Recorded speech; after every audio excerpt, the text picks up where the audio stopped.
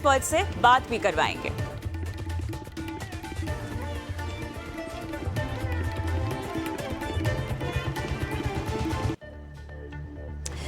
चलिए, तो शो की शुरुआत आज होने वाली है विमेंस वेडनेसडे के साथ, जो कि हर बुधवार को हम खास पेशकश लेकर आते हैं। महिलाओं की फाइनेंशियल प्लानिंग करते हैं। महिलाएं जो कि सवाल छोड़ती हैं सोशल मीडिया पर, छोड़ती हैं व्हाट्सएप पर, उनके सवालों को हम शो में शामिल करते हैं।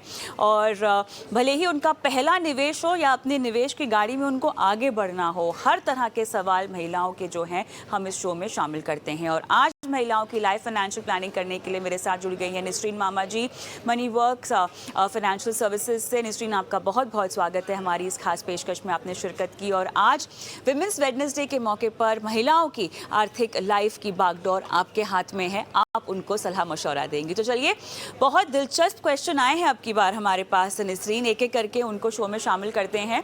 और चलिए, पहला सवाल मैं रेशमा का लेना चाहती हूँ। रेशमा ये कहती हैं कि वो एक कॉलेज स्टूडेंट है और वो 500 रुपये से अपनी इन्वेस्टमेंट की शुरुआत करना चाहती हैं। दरअसल हुआ ये कि इनके कुछ दोस्त हैं जो मेरे ख्याल से निवेश करते होंगे, इन्वेस्टमेंट करते होंगे, और उनके दोस्तों ने उन्हें कहा कि आप भी जो है थोड़े बहुत पैसों की बचत करना शुरू कर दें। अब बात ये हुई है कि उनके जो दोस्त हैं वो शायद क्रिप्टो वगैरह में पैसे लगाते होंगे, लेकिन इन्हें ये समझ में नहीं आ रहा कि ये जो कदम पहला रखना चाहती हैं वो क्रिप्टो के ज़रिए रखें या किसी और तरीके से अपने इन्वेस्टमेंट की शुरुआत करें। लेकिन हाँ, पॉकेट मनी ज़रूर बचा रही है और वो है 500 रुपये हर महीना। तो रेशमा, सबसे पहले तो मैं आपको मुबारकबाद देना चाहती हूँ कि आपने इतनी कम उम्र में भले ही दोस्तों की वजह से आपको थोड़ी सी अवेयरनेस आई हो, जागरूकता आई हो, लेकिन कम से कम आपने एक कदम उठाना ज़रूरी समझा। वो क्रिप्टो में शायद पैसे लगा रही हो और आपने बड़ा ही अच्छा काम किया समझदारी का, क्योंकि आपके पास समझ नहीं है क्रिप्टो की, इसीलिए आपने वहाँ पैसे नहीं लगाए हैं। भले ही पॉकेट मनी है, लेकिन आप उसकी अहमियत समझती हैं। तो कॉन्ग्रेचुलेशंस रेशमा उसके लिए। और निसरीन, मेरे ख्याल से रेशमा को आप भी बधाई देना चाहेंगी और उनकी समझ की सराहना करना चाहेंगी।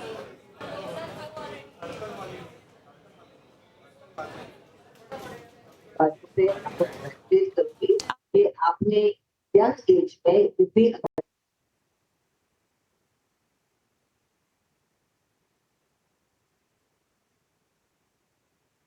आपकी निसरीन, इन्वेस्टिंग जर्नी। हाँ जी निसरीन, आपकी आवाज़ में शायद कोई दिक्कत आ रही है। हम एक बार फिर से आपसे कनेक्ट होंगे, मेरे ख्याल से कुछ टेक्निकल इशू है, इसको हम दुरुस्त करते हैं। तो देखिए, होता यही है कि जितना जल्दी हो सके फाइनेंशियल प्लानिंग की समझ लोगों में आ जाए। और इसी उम्र से, क्योंकि रेशमा तो अभी एक कॉलेज स्टूडेंट है, इन्होंने अभी कमाना शुरू नहीं किया है, लेकिन अब ये कमाना शुरू करेंगी और अपनी जो पहली नींव रख रही है निवेश की, वो है अपनी पॉकेट मनी से पैसे बचाकर उसे निवेश करके। तो इस बात की सराहना तो हम आपको देते ही हैं। और साथ ही एक बहुत बड़ा उदाहरण भी हमें रेशमा के सवाल से मिलता हुआ आ रहा है, वो ये है कि जिस एसेट क्लास में या जिस तरह के निवेश की समझ नहीं है आपको, आप वहाँ पर पैसे मत डालिए, भले ही लोग कितना भी कहें, क्योंकि इनके दोस्त क्रिप्टो में पैसे लगा रहे हैं। हो सकता है कि उन्होंने पैसे कमाई भी हो, अच्छी खासी कमाई की हो, शॉर्ट टर्म में ही कमा लिए हो, लेकिन उसके बावजूद भी क्योंकि रेशमा इसको नहीं समझती हैं, क्रिप्टो करेंसी को नहीं समझती हैं, इसीलिए वो वहाँ पैसे नहीं लगा रही हैं। और चलिए, तो निसरीन भी मेरे साथ अब जुड़ गई है, जुड़ते हैं निसरीन के साथ एक बार फिर से और इसी जवाब पर बात करते हैं आगे। निसरीन, रेशमा पर आप जवाब दे रही थी। हाँ जी, तो मैं रेशमा को कंग्रेचुलेट करना चाहूंगी कि यंग एज में उन्होंने ये महसूस किया कि उनको इन्वेस्टमेंट करने की जरूरत है। यही एक बहुत बड़ी बात होती है फॉर यंग पीपल। लेकिन उन्होंने सोचा है कि वो क्रिप्टो करेंसी में इन्वेस्ट करेगी। यहाँ मैं उनको कॉशन करना चाहूंगी कि ये हाईली वॉलेटाइल इन्वेस्टमेंट है और P2P is a primary method to transfer funds into this, so cryptocurrency, I would definitely like to tell her that not to go in for such a volatile and highly risky investment. Instead of which she should go for a mutual fund and an SIP आप mutual fund में करना चाहो तो मैं आपको suggest करती हूँ कि आप Motilal Oswal large and mid cap fund में इन्वेस्ट करें। ये फंड आपको काफी SIP के जरिए आप रुपी कॉस्ट एवरेजिंग कर पाओगे और आपको पावर ऑफ कंपाउंडिंग से आपको काफी आपकी इन्वेस्टमेंट काफी बढ़ेगी। तो 500 रुपीज में आप स्टॉक न कीजिए, एवरी ईयर आप 10% बढ़ाना चाहे, नेक्स्ट ईयर आप 550 रुपीज करना चाहे तो आप कर सकती हो। तो this way SIP top up करके आपकी जो फ्यूचर वैल्यू है, आपकी जो कॉर्पस है, वो काफी अच्छी होगी। तो 500 रुपीज से आप डेफिनेटली शुरू कीजिए, लेकिन मैं आपको कॉशन करूंगी कि आप म्यूचुअल फंड के जरिए SIP शुरू कीजिए, और crypto currency which is highly volatile and prone to scams, उससे आप दूर रहिए। So I hope I answered your query. और राइट निसरीन, तो साथ ही क्योंकि आपने इनको रेकमेंड किया हुआ है म्यूचुअल फंड में निवेश करना, तो अब शुरुआत किस तरह के फंड से की जाए? बिकॉज बहुत ज़रूरी है एक तो रेशमा को अपनी पढ़ाई लिखाई को जारी रखना, जो कि आपने भी कहा है, धीरे धीरे निवेश करेंगी तो शायद ट्रैक भी करना शुरू करेंगी मार्केट्स को और अपनी फ़ंड की परफॉर्मेंस को भी, तो उससे भी काफ़ी कुछ चीज़ें वो सीख सकती हैं। लेकिन पहला फंड फिर क्या हो इनका 500 रुपये की पॉकेट मनी से जो ये अब निवेश करना चाहती हैं? यही मैंने कहा है कि एक large and mid cap strategy आप सिलेक्ट कीजिए, जहां कोर इन्वेस्टमेंट होगा लार्ज कैप फंड्स में। ये सब स्टॉक्स जो है आप खुद फॉलो कीजिए, तो आपको पता चलेगा कि these names are familiar है, जैसे TCS, Infosys, Reliance, Godrej, all these are index stocks, large cap stocks, and इसके जरिए आप आपकी खुद की नॉलेज भी आगे बढ़ा सकती है। तो जो large cap stocks है, that definitely should be part of your portfolio, and smaller portion of the portfolio मैं आपको suggest करती हूँ, which is the satellite portion of the portfolio, वो mid cap stocks में वो चाहिए जिसके वजह से आपकी पोर्टफोलियो में थोड़ी एक्सपेक्टेड रिटर्न से थोड़ा ज्यादा उम्मीद आप रख सकते हो, लेकिन इसके लिए आपकी टेन्योर जरा लॉन्ग टर्म होनी चाहिए। तो देखिए, आपने कहा है कि आप यंग स्टूडेंट हो, तो आपकी इन्वेस्टिंग जर्नी काफी लंबी है, तो इस जरिए आप पावर ऑफ कंपाउंडिंग और लॉन्गर टेन्योर की आप एडवांटेज करके आप हायर टर्म में इन्वेस्ट कीजिए। Start with a smaller amount, जैसे आपने कहा है कि 500 रुपीज से आप शुरू कीजिए, लेकिन वो टॉप अप करके नेक्स्ट ईयर 550 रुपीज ट्राई कीजिए।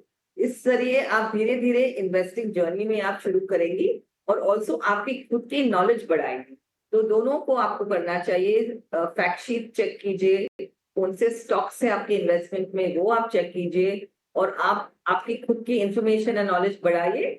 और congratulations and continue on your investment journey. और राइट, चलिए, तो बेहद अहम जानकारी, और मोतीलाल ओसवाल का लार्ज एंड मिड कैप जो है, आप मेरे ख्याल से इनको रेकमेंड भी कर रही हैं, 500 रुपये की SIP। और रेशमा, लेकिन सफ़र की शुरुआत यहाँ पर है, इससे आगे भी बढ़ना है। अभी तो पॉकेट मनी से हम शुरुआत कर रहे हैं। आपसे गुजारिश ये है कि इसके बाद जब आप कमाना भी शुरू करें तो अपने निवेश को आप बरकरार रखें, इसको बढ़ाएं, और आने वाले वक्त में अगर पॉकेट मनी और बचती है तो उसको भी आप निवेश करने की कोशिश करें। चलिए आगे बढ़ते हैं। और निसरीन, हमारे पास संगीता का सवाल है। संगीता का सवाल अगेन बहुत इंटरेस्टिंग है। देखिए, आज शो की खूबसूरती ये है निसरीन कि हमें महिलाओं के बहुत ही दिलचस्प सवाल आए हैं। ठीक है, अब संगीता का सवाल देख लीजिए। ये भी यूट्यूब पर सवाल छोड़ा इन्होंने, और ये कहती हैं इनकी उम्र 40 साल की है, ये अविवाहित हैं, MNC में नौकरी करती हैं। इनके ऊपर फिलहाल कोई फाइनेंशियल लाइबिलिटी है नहीं। इन्होंने अपने लिए लाइफ इंश्योरेंस, हेल्थ इंश्योरेंस से अपने आप को कवर करके रखा हुआ है। लेकिन अब क्योंकि ये 40 की हो गई हैं, तो इनको एकाएक ये पता चल रहा है, या समझ में आ रहा है, या रियलाइजेशन हो रही है कि इन्हें अब रिटायरमेंट के लिए केवल 20 साल रह चुके हैं। ठीक है, तो अब ये जब जागे तब सवेरा, है ना। अब इन्हें अगले 25 साल तक के लिए इन्वेस्ट करना है। ये कह रही है कि अच्छा खासा कमा लेती हैं तो बचा भी लेती हैं, तो 50,000 रुपये हर महीना निवेश करना चाहती हैं, और 25 साल के बाद 1 लाख रुपए हर महीना इनको इसी पोर्टफोलियो से चाहिए होगा। ठीक है, इनकी जो फ़िलहाल कमाई है उसकी भी जानकारी इन्होंने हमें दी है। ये 50,000 रुपये फ़िलहाल निवेश कर सकती हैं, और इनके जो खर्चे हैं हर महीने के, वो लगभग 40,000 रुपए के आसपास है और इनका मंथली टेक होम ये कह रही हैं कि अभी 1 लाख के आसपास का है। तो अब बताइएगा, रिटायरमेंट की प्लानिंग है इनकी और 50,000 रुपये मेरे ख्याल से काफ़ी अच्छा अमाउंट है, मतलब अपनी पूरी आधी सैलरी मेरे ख्याल से ये बचा रही हैं। खर्चा भी है घर का जो कि 40,000 रुपये ये कह रही हैं, उसके बावजूद भी ये निवेश कर पा रही हैं। तो मेरे ख्याल से इस जज्बे को मैं भी सलाम करती हूँ। इन्होंने बहुत प्राथमिकता दे दी अपने इस रिटायरमेंट के गोल को, एकदम हाई प्रायोरिटी पे रखा हुआ है जिस तरह से कम ये निवेश कर रही हैं। निसरीन बताइए। तो संगीता, सो कांग्रेचुलेशंस, आपने महसूस किया कि आपको इन्वेस्टिंग जर्नी में शुरू करनी चाहिए आपको, और आपने काफी 50,000 रुपीज आपने रखे हुए हैं आपके इन्वेस्टमेंट के लिए। वो भी बहुत अच्छी अमाउंट है शुरुआत करने के लिए। तो मैं आपको सलाह देती हूँ कि आप ICICI prudential flexi cap fund में 30,000 रुपीज एसआईपी शुरू करें, टाटा मिड कैप फंड में 10,000 रुपीज और निप्पॉन इंडिया स्मॉल कैप में 10,000 रुपीज। तो यहाँ हमने 60% ऑफ योर पोर्टफोलियो हमने आप फ्लेक्सी कैप स्ट्रेटजी में सजेस्ट किया है, जहां फंड मैनेजर डिसाइड करेगा कि लार्ज कैप, मिड कैप या स्मॉल कैप कौन से कैप में वो इन्वेस्ट करे। वो मार्केट रिटर्न्स को देख के, इकोनॉमिक सिचुएशन को देख के, बॉन्ड रिटर्न्स को देख के, ग्लोबल एनवायरनमेंट को देख के वो फंड मैनेजर खुद ही डिसीजन लेगा कौन से capitalization large cap, mid cap या स्मॉल कैप में इन्वेस्ट करे। 40% ऑफ द पोर्टफोलियो मैंने आपको एक सैटेलाइट पोर्टफोलियो जैसे मिड कैप और स्मॉल कैप में सजेस्ट किया है, बिकॉज आपकी टेन्योर काफी लंबी है। आप सोच रहे हैं कि आप 25 इयर्स के लिए इन्वेस्टमेंट करें, तो इसके जरिए लंबी इन्वेस्टमेंट में आप इन्वेस्टमेंट जर्नी के लिए आप मिड एंड स्मॉल कैप में आप इन्वेस्ट करेगी, तो there is a possibility of higher returns. तो इस जरिए हमने आपको एसेट एलोकेशन काफी कंप्लीट दिया है। 60% in flexi cap fund managers call, 40% in a call which हम लेंगे मिड कैप स्मॉल कैप में, जिसके जरिए आपकी पोर्टफोलियो को हायर रिटर्न्स पॉसिबिलिटी की आवश्यकता है। ना इसी जरिए आप 25 इयर्स के लिए इन्वेस्ट करें तो आपकी इन्वेस्टमेंट अमाउंट है about 1.5 crore over 25 years, 50,000 rupees per month. आपकी एक्सपेक्टेड कॉर्पस है 25 साल के बाद अबाउट 9.85 करोड़। ओके, तो ये आपकी इन्वेस्टमेंट जर्नी होगी। रिटायरमेंट के बाद आई एम सॉरी 9.85 करोड़ आपकी गेन है, तो आपकी कॉर्पस होगी 11.35 करोड़, बिकॉज 1.5 करोड़ आपने खुद इन्वेस्ट किया है, आपकी गेन 9.85 है, तो आपकी कॉर्पस अबाउट 11.35 करोड़ होगी 25 साल के बाद। हम कैलकुलेट करें 13% एक्सपेक्टेड रेट के जरिए। ओके, फोरकास्टिंग के लिए, बात करने के लिए we are discussing at the rate of 13%। It doesn't mean कि आपकी पोर्टफोलियो 13% कंपल्सरीली अर्न करेगी, लेकिन ये रेगुलर रिव्यूज करने से हमें पता चलेगा कि हम ऑन ट्रैक है, अंडर अचीविंग कर रहे हैं या ओवर अचीविंग कर रहे हैं। Now, आपने कहा है कि आपकी एक्सपेक्टेड एक्सपेंस 25 इयर्स लेटर 100,000 होगी। करंटली आपकी 40,000 है, लेकिन आप ऑब्वियसली सोचेंगी कि हमारी लाइफस्टाइल बढ़े, तो आज के जरिए 100,000 रुपीज 25 साल के बाद 340,000 रुपीज की इक्विवेलेंट है। दैट मीन्स आपकी जो परचेसिंग पावर आज के दिन 100,000 रुपीज पर मंथ है, 25 साल के बाद आप उसी अमाउंट को, आपको 340,000 रुपीज चाहिए to maintain the same standard of living, because obviously आप चाहेंगी कि आप 40,000 रुपीज पर मंथ से आपकी एस्पिरेशन है कि आप आज की करंट वैल्यू में 100,000 रुपीज स्पेंड करें। नाउ इसी जरिए हमने कैलकुलेट किया है कि आपकी रिटायरमेंट ईयर्स भी 25 साल के लिए हो, और आप एवरी ईयर इन्फ्लेशन जरिए, बिकॉज आप पहले शुरू करेंगे 340,000 पर मंथ, और उसके बाद आपको इन्फ्लेशन भी हिट करेगा, सो एवरी ईयर आप इम्पैक्ट होगी इन्फ्लेशन से 5% के जरिए। तो उस हिसाब से आपकी कॉर्पस होगी at the end of 25 years about 9.5 crores. So you will also have 9.5 crores at the end of your investment journey after withdrawing nearly 3,40,000 per month for 25 years. हमने कैलकुलेट की है फॉर प्रैक्टिकल कंसिडरेशंस कि आपकी life span retirement के बाद 25 years होगी. So I hope that this is clear and we been able to answer your query. बिल्कुल। तो बहुत ही बढ़िया तरीके से देखिए, इवन इफ आप अपने पैसे निकाल रही हो हर महीना 1 लाख रुपए, उसके बावजूद भी आपका पैसा निवेश हो रखा है और वो ग्रो भी हो रहा है. इसके बाद भी हम देख रहे हैं कि लगभग 10 करोड़ रुपए जो है वो आपके पास पड़े रहेंगे, जो कि बढ़ते रहेंगे.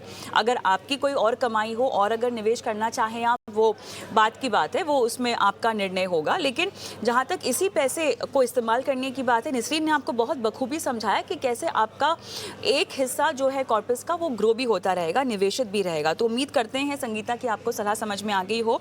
और जो फंड्स बताए हैं निसरीन ने, आईसीआईसीआई प्रू का फ्लेक्सी कैप ये रेकमेंड कर रही हैं आपको, टाटा का मिड कैप, निपॉन इंडिया का स्मॉल कैप आपको रेकमेंड कर रही हैं. 30,000 रुपये ये आपको आईसीआईसीआई प्रू के फ्लेक्सी कैप में डालने की सलाह दे रही है टाटा मिड कैप, और निपॉन इंडिया स्मॉल कैप में ये 10,000 रुपये आपको बोल रही हैं कि आप निवेश करें. बहुत ही सिंपल पोर्टफोलियो है. हर 6 महीने में अपने फंड की परफॉर्मेंस को हालांकि आप ज़रूर ट्रैक कीजिएगा. आगे बढ़ते हैं और निसरीन, अगला सवाल है तारा का. तारा कहती हैं कि ये जो है अपने लिए और अपने मंगेतर के लिए जो है इन्हें इन्वेस्टमेंट प्लान एक चाहिए. 2,500 रुपये से ये अपने इन्वेस्टमेंट की शुरुआत करना चाहती हैं. मतलब ये, और मेरे ख्याल से ये इनके पति ऑलरेडी हैं. इनकी शादी अभी अभी हुई है दरअसल, और ये और इनके हस्बैंड मिलाकर 5,000 रुपये जो है वो इन्वेस्ट कर सकते हैं. जौनपुर से इन्होंने अपना सवाल लिखा है. तो तारा, फर्स्ट ऑफ ऑल कंग्रेचुलेशंस, आपकी ज़िंदगी में एक नए चैप्टर की शुरुआत हुई है. आपको और आपके पति को बधाई, और आपने बहुत अच्छे काम से उसकी शुरुआत की है अपने लिए इन्वेस्टमेंट स्ट्रैटेजी बनाकर. तो उसके लिए भी कंग्रेचुलेशंस, और हमारे प्लेटफॉर्म पर आपने सवाल भेजा, बहुत बहुत धन्यवाद. निसरीन, कैसे आप तारा की और उनके पति की सहायता करेंगे? हाँ जी, कंग्रेचुलेशन तारा जी, आपकी रिसेंटली शादी हुई है और आपने इन्वेस्टमेंट जर्नी इमीडिएटली शुरू की है, वो तो बहुत बढ़िया बात है. तो आप इन्वेस्ट करना चाहते हो तो 2,500 रुपीज आपके खुद की इन्वेस्टमेंट आप Mahindra Manulife multi cap fund में कर सकते हो, और आपके हस्बैंड को जो आप 2,500 उसकी भी जर्नी आप शुरू करना चाहती हो, वो सुंदरम बिजनेस साइकिल फंड में कर सकते हो. सो दोनों फंड आप 10 इयर्स तक कंटिन्यू करें और आपकी एक्सपेक्टेड रिटर्न हो 12%. तो आपकी निवेश होगी, आपकी इन्वेस्टेड अमाउंट होगी, आपकी रिटर्न्स के साथ आपकी कॉर्पस होगी 11,60,000 रुपीज. तो आप एक्सपेक्ट करते हो कि आपको 12% ये इन्वेस्टमेंट में आपको एक्सपेक्टेड रिटर्न हो, तो आपकी कॉर्पस होगी 11,60,000 रुपीज 10 इयर्स के बाद. सो कंग्रेचुलेशंस, एंड डेफिनेटली आप कंसिडर करें कि आप 5,000 से शुरू कर रहे हो, लेकिन एवरी ईयर आप एसआईपी को टॉप अप करें 10% से, तो इसी जरिए आपका टॉप अप भी होते रहेगा. Congratulations and all the best. ये तो तारा, आपको ये सलाह दी जा रही है. Mahindra Manulife multi cap fund और Sundaram business cycle fund recommend किया जा रहा है. कोई खास वजह? मल्टी कैप कैटेगरी तो ठीक है निसरीन, बट बिजनेस साइकिल फंड आप रेकमेंड कर रही हैं, कोई खास वजह है इस सिलेक्शन के पीछे? तो श्योर, सो बिजनेस साइकिल फंड भी एक डाइवर्सिफाइड फंड ही है which doesn't have any cap favor.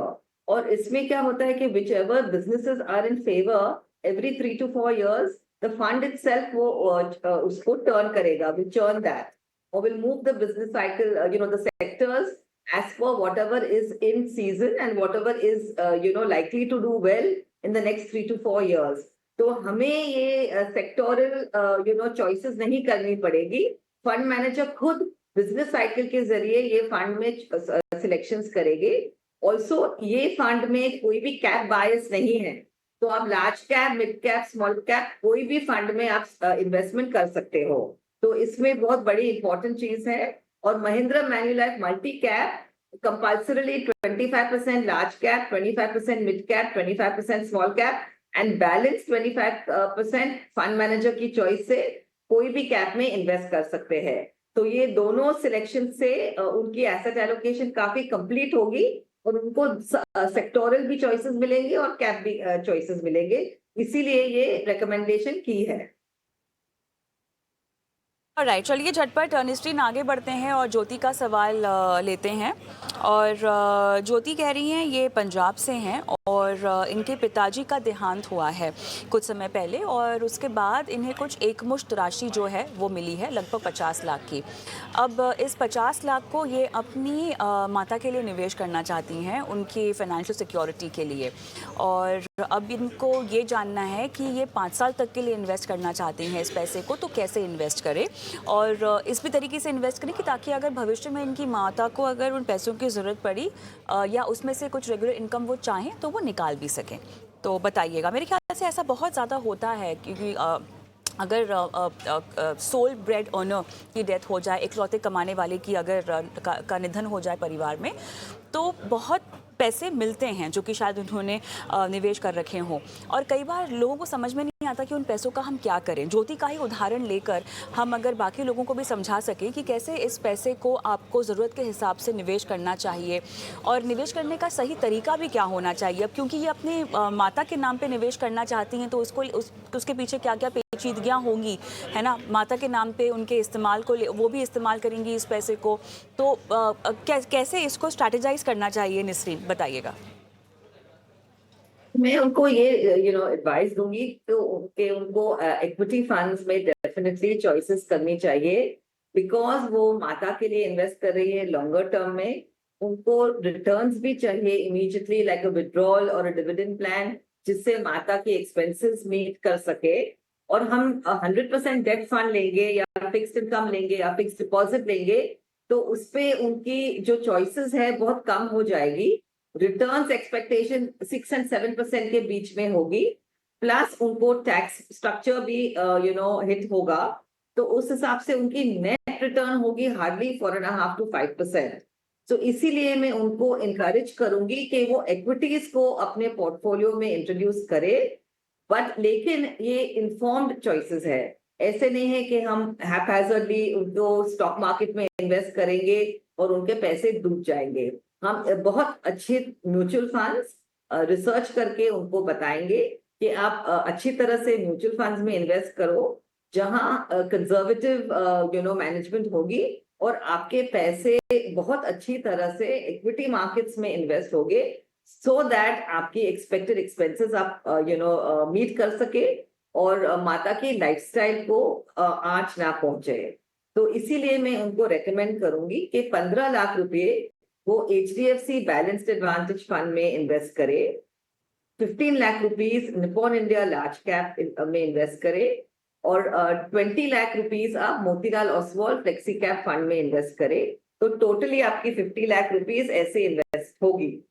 पहले जो इन्वेस्टमेंट विड्रॉल होगी, बिकॉज आपको ऑब्वियसली माता के एक्सपेंसेस को भी मीट करना है, तो पहले हम शुरू करेंगे बैलेंस्ड एडवांटेज फंड से विड्रॉ करना, उसके बाद हम निपॉन इंडिया लार्ज कैप से विड्रॉ करेंगे और लास्ट में से Motilal Oswal flexi cap fund में से इन्वेस्ट करेंगे।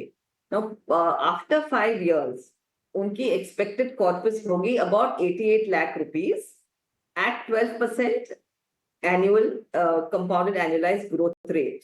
Now suppose हम immediately withdrawal करें 12% only की expected returns होंगी पोर्टफोलियो की, और हम सोचे कि 30 साल के लिए हम एक विड्रॉल करेंगे, तो 80,000 रुपीज सपोज आप विड्रॉ करें, 80,000 rupees per month, inflation adjust करेंगे नहीं करेंगे, अब 80,000 एक स्टैटिक अमाउंट रहेगा 30 साल के लिए। तो एंड ऑफ द टर्म में 2 करोड़ आपकी कॉर्पस होगी, बिकॉज कॉर्पस भी बढ़ती रहेगी और हम विड्रॉल भी करते रहेंगे 80,000 रुपीज के जरिए 30 साल के लिए। लेकिन सपोज आपको लगे कि मुझे अभी जरूरत है सिर्फ 50,000 की, 80,000 की जरूरत नहीं है, तो 50,000 की आप विड्रॉल करेंगे तो आपकी अल्टीमेटली 30 साल के बाद कॉर्पस होगी 11 करोड़ रुपया। तो आप 50,000 रुपीज 30 साल के लिए आप विड्रॉ करते जाएंगे तो भी आपकी कॉर्पस होगी 11 करोड़ रुपया। Now, प्रैक्टिकली स्पीकिंग आपको कोई भी जो आपकी खर्चे होगा उस हिसाब से आप विड्रॉ करेंगे, और एवरी ईयर आपकी इन्फ्लेशन भी आपको हिट करती जाएंगी। तो पॉसिबली आप ये स्टैटिक फिगर से आप नहीं जुड़ेंगे, लेकिन एवरी ईयर सपोज आप शुरू करेंगे 50,000 rupees per month, next year शायद 55,000 रुपीज भी हो सके, उसके बाद 60,000 रुपीज भी हो सके। लेकिन आपकी कॉर्पस काफी अच्छी तरह से इसी 12% कंपाउंडेड एनुअलाइज ग्रोथ रेट की एक्सपेक्टेशन मीट करे तो आपकी कॉर्पस भी सेफ रहेगी और आपकी विड्रॉल्स भी और आपकी एक्सपेंसेस भी आप मीट कर सकेंगे। तो यही हमारी राय है। बहुत विस्तार से मेरे ख्याल से आपने ज्योति को सलाह दी है। ज्योति, उम्मीद करते हैं कि आपके इन्वेस्टमेंट्स के जो नाम बताए जा रहे हैं म्यूचुअल फंड्स के, वो नोट डाउन करें और अपनी इन्वेस्टमेंट की जर्नी शुरू करें। मयूरी का मैं सवाल लेना चाहती हूँ निसरीन, और बहुत दिलचस्प सवाल है ये वाला भी। ये 23 साल की हैं और इन्हें 30 साल की उम्र में अपने पैसों से शादी करनी है, यानी अगले 7 साल तक इनके पास समय है जो कि इन्होंने अपने लिए अलॉट किया हुआ है, और 10,000 रुपये हर महीना से ही शुरुआत करना चाहती हैं अपने इन्वेस्टमेंट की। और उसके अलावा कह रही हैं कि जब भी मौका बन पड़ेगा लमसम भी इन्वेस्ट करेंगी, लेकिन अपनी शादी अपने दम पे करना चाहती हैं। अपने पिताजी से शायद इन्हें कोई हेल्प नहीं लेनी है। और हम जब भी विमेन फाइनेंशियल इंडिपेंडेंस की बात करते हैं, महिला आर्थिक आज़ादी की बात करते हैं, ये एक बहुत बड़ा उदाहरण है। हमेशा से मेरी ख्वाहिश यही रही है कि जब भारत इस स्तर पे पहुँचे जहाँ पर महिला खुद बोले कि हाँ मैं शादी करना चाहती हूँ और मैं अपने दम पे करना चाहती हूँ। मेरे ख्याल से यही एक बहुत बड़ा सपना है जो एक भारतीय होने के नाते और माता पिता होने के नाते भी वो शायद काफ़ी गर्व महसूस करेंगे अगर उन्होंने मयूरी की ये प्लान के बारे में जाना होगा। तो मयूरी, कॉन्ग्रेचुलेशंस, और सराहना करते हैं आपके इस फैसले की, और इतनी हिम्मत से आपने ये कदम आगे रखा है, और हम बिल्कुल कह रहे हैं कि आपके इस कदम में हम आपके साथ हैं और आपकी हर मुमकिन सहायता करेंगे आपकी इस प्लानिंग को लेकर। निसरीन, वेरी इम्प्रेसिव मयूरी, कि आपने नागपुर में आप रहते हो और आपने डिसाइड किया है कि आपकी वेडिंग की एक्सपेंसेस आप खुद मीट करेंगे। वो तो बहुत ही कंग्रेचुलेटरी बात है, और ये इनफैक्ट एग्जाम्पल हमारे व्यूअर्स को इस शो के जरिए मिलेगी, और काफी मेनी अदर गर्ल्स आपकी एग्जाम्पल से इनकरेज हो गए। तो डेफिनेटली आई थिंक कि आपकी हिम्मत की मैं कंग्रेचुलेट करना चाहती हूँ। तो आप अभी 10,000 रुपये शुरू कर रही है। मैं ऑल्सो आपको इनकरेज करती हूँ कि एवरी ईयर आप ये 10,000 रुपीज को टॉप अप करें अबाउट 10% से, जो शायद आपके लिए अफोर्डेबल होगा। So don't stop at 10,000 rupees. First day आप शुरू करें 10,000, उसके बाद आप 11,000 से कीजिए, and so on and so forth for the next 7 years। तो मैं आपको suggest ICICI prudential multi cap में इन्वेस्ट करें। 2,500 rupees Mahindra Manulife large and mid cap, and 2,500 rupees Nippon India small cap. तो हमने ये पोर्टफोलियो ऐसे प्लान किया है कि सेफ्टी भी मिलेगी आपको कैपिटलाइजेशन के जरिए। स्मॉल कैप थोड़ा एक्स्ट्रा फ्लेवर देगी, थोड़ी एक्स्ट्रा सैटेलाइट पोर्टफोलियो है जो आपके एक्सपेक्टेड रिटर्न स्लाइटली हायर हो सकती है। उसको 25% से हमने आपको समझाया है। Large and mid cap portfolio में महिंद्रा मैन्युलाइफ ज्यादातर पोर्टफोलियो लार्ज कैप स्टॉक्स में होगी, और ICICI प्रूडेंशियल मल्टी कैप तीनों large cap, mid cap, small cap fund manager के डिस्क्रेशन से इन्वेस्ट हो जाएगा। सो आप इन्वेस्ट करेंगे ये 7 years में 11,38,000 रुपीज, और आपकी फ्यूचर वैल्यू होगी about 17 lakh rupees.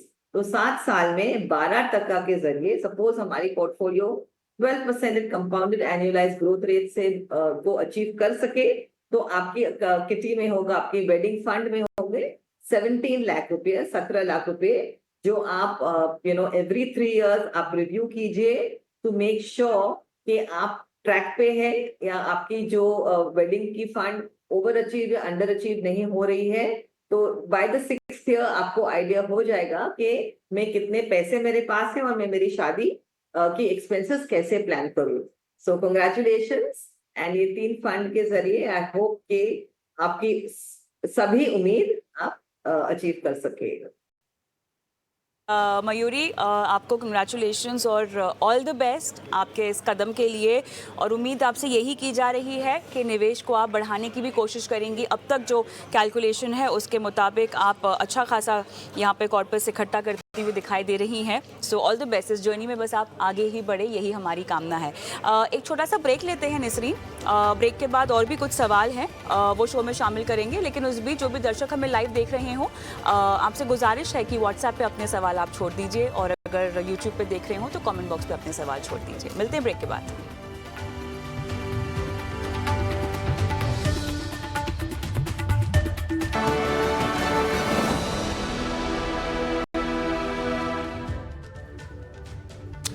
Welcome back. आप देख रहे हैं अपना फाइनेंस मिनिस्टर, और चलिए दर्शकों के सवालों के जवाब हम दे रहे हैं। मेरे साथ निसरीन मामा जी जुड़ी हुई हैं, जो अब दर्शकों की लगातार लाइफ फाइनेंशियल प्लानिंग कर रही हैं, और इस कड़ी में हम आगे बढ़ते हैं। मेरे साथ निसरीन जुड़ी हुई है, और निसरीन, हम दीपक का आप सवाल लेंगे। और दीपक ये कह रहे हैं कि इन्हें लगभग 3.5 करोड़ रुपए चाहिए 15 साल में। इन्होंने कुछ निवेश भी कर रखा है। इनका जो पोर्टफोलियो है उसमें HDFC का रिटायरमेंट सेविंग्स फंड है, DSP मिड कैप है, UTI का फ्लेक्सी कैप है, HSBC मिड कैप है, और महिंद्रा मैन्युलाइफ में इन्होंने लगभग 25,000 रुपये का निवेश कर रखा है। और चलिए, तो इतनी ही जानकारी है। अपने निवेश को ये बढ़ाएंगे भी, ये कह रहे हैं। फिलहाल जितना निवेश कर रहे हैं, बताइए कैसे आगे बढ़ें। Sure. So, दीपक, आपकी गोल है कि आपको 3.5 करोड़, 3.5 करोड़ रुपए की जरूरत है 15 साल या 20 साल के बाद। सो आपने 2 ऑप्शन दी है, आप 15 इयर्स तक इन्वेस्ट कर सकोगे या आप 20 इयर्स के लिए इन्वेस्ट कर पाओगे। सो मेरी ये सजेशन है कि आप 20 साल के लिए इन्वेस्ट करें।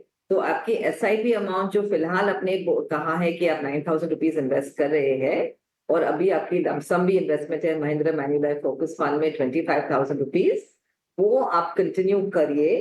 लेकिन आपको बढ़ाना पड़ेगा आपकी SIP अमाउंट 28,500 रुपीज अप्रोक्सीमेटली आपको इंक्रीज करनी पड़ेगी। सो टोटली आपकी इन्वेस्टमेंट जो है, आप 19,500 रुपीज आपको बढ़ानी पड़ेगी। आप 9,000 रुपया तो कर ही रहे हो। टोटल अमाउंट आपको जरूरत है 28,500 की। 20 साल के बाद आपको 3.5 करोड़ आपके किटी में हो सकते हैं। हम कैलकुलेट करें eight the rate of 12% compounded annualised growth rate के लिए, देन आपको 28,500 इन्वेस्टमेंट करनी पड़ेगी पर मंथ। सपोज आप 15 साल के बाद ही आपको 3.5 करोड़ की जरूरत पड़े, तो आपकी SIP जो फिगर है टोटली 62,500 होगी। सो 9,000 तो आप करे रहे हो, उसके ऊपर आपको एक्स्ट्रा अमाउंट नियरली 53,500 रुपीज डालना पड़ेगा, विच आई थिंक कि काफी ये आपको डिफिकल्ट पड़ेगा, because it is not possible कि आप 9,000 रुपीज से आप डायरेक्टली 50-60,000 रुपीज आप इन्वेस्ट करें। तो मेरे ख्याल से आपको आपकी गोल थोड़ी कम करनी पड़ेगी, सो दैट आप कुछ आपकी अचीवमेंट 100% हो सके। पॉसिबल है कि आप आपकी टर्म इंस्टेड ऑफ 20 इयर्स आप 25 इयर्स तक भी आप एक्सटेंड करें, आप एक्सटेंड कर सके, तो आपकी SIP फिगर अराउंड 14-15,000 हो सकती है, जो शायद आप मैनेज कर पाए।